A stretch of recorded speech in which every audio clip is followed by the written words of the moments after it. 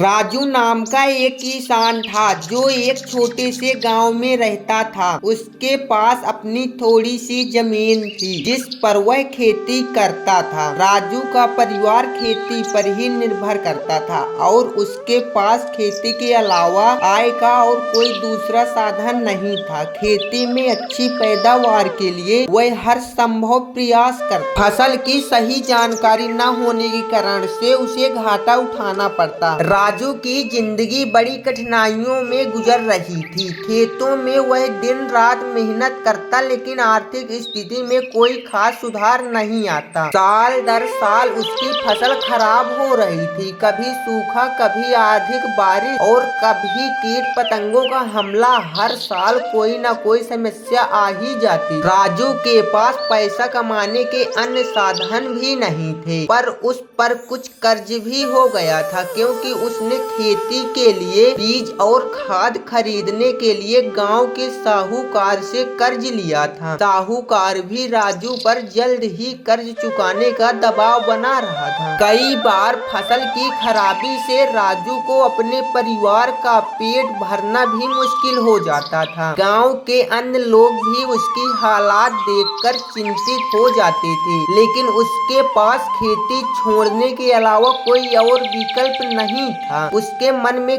कई बार ये ख्याल आता शायद इसकी किस्मत में ही लिखा। एक दिन गांव में एक सरकारी अफसर आया जो किसानों को खेती के नए नए तरीके और नई तकनीकों के बारे में जानकारी दे रहा था। ने किसानों को जैविक खेती और ड्रिप सिंचाई प्रणाली के बारे में बताया। अफसर ने कहा यदि किसाने नई तकनीकों का सही तरीके से उपयोग करे तो फसल की पैदावार बढ़ सकती है और खर्च भी कम आएगा। राजू ने उस अफसर की बातें बहुत ध्यान से सुनी। उसे लगा कि यही मौका है अपनी जिंदगी को बदलने का। उसने ठान लिया कि वह इस बार नए तरीके से खेती करेगा और देखेगा कि उसकी मेहनत का क्या नतीजा आता है। उसने अफसर से और जानकारी ली और अपने खेतों में बदलाव करने का मन कर लिया। राजू ने इस बार अपने खेतों में नए तरीकों को आजमाने का निश्चय किया। उसने जैविक खाद का उपयोग करना शुरू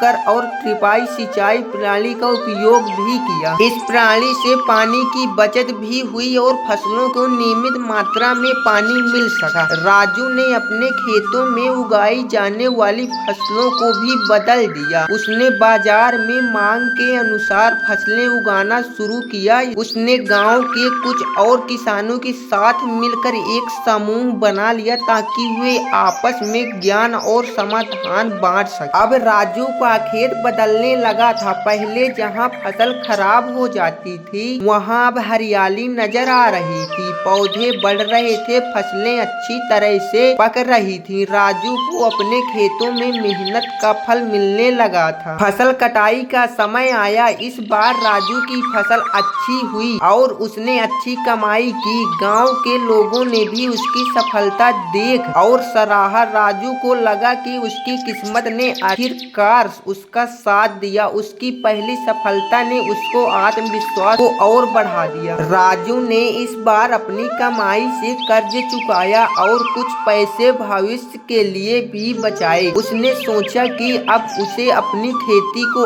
और भी बेहतर बनाना है और हर साल अच्छी फसल लेनी है। उसकी मेहनत, नया तरीका और सकारात्मक सोच ने उसकी जिंदगी को बदल दिया था। राजू की सफलता की कहानी अब गांव में फैल चुकी थी। दूसरे किसान भी उससे प्रेरणा लेने आने लगे। उन्होंने राजू से उसकी खेती के तरीकों के बारे में जानकारी लेनी शुरू कर दी। राजू भी उन्हें अपनी मेहनत और तकनीकी के बारे में बताने में संकोच नहीं करता। धीरे धीरे पूरे गांव के किसानों ने राजू के बताए गए तरीकों को अपनाया शुरू किया और उनकी भी फसलें अच्छी होने लगी। गांव की आर्थिक स्थिति में सुधार आने लगा। राजू ने अपने गांव के किसानों के साथ मिलकर एक सहकारी संगठन भी बना लिया ताकि वे अपनी फसलें मिलकर बेच सकें और बाजार में उचित मूल्य पा सकें। अब राजू एक सफल किसान बन चुका था। उसकी मेहनत,